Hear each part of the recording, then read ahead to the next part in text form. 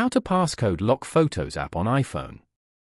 To get started, first of all go ahead and long press on the Photos application on your iPhone home screen to open a menu of quick actions.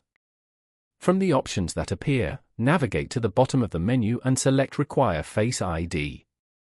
A confirmation pop-up will appear on your screen. This will ask you to confirm if you want to use Face ID or your passcode to open the Photos app. Tap on the Require Face ID button to confirm your choice and enable the security lock. After confirming, a new screen will show which other apps can still access your photos without needing Face ID. Then, tap on Done to continue. Now, when you try to open the Photos app from the home screen, it will prompt for authentication. As you can see, the app is now locked, requiring either Face ID or your passcode to open.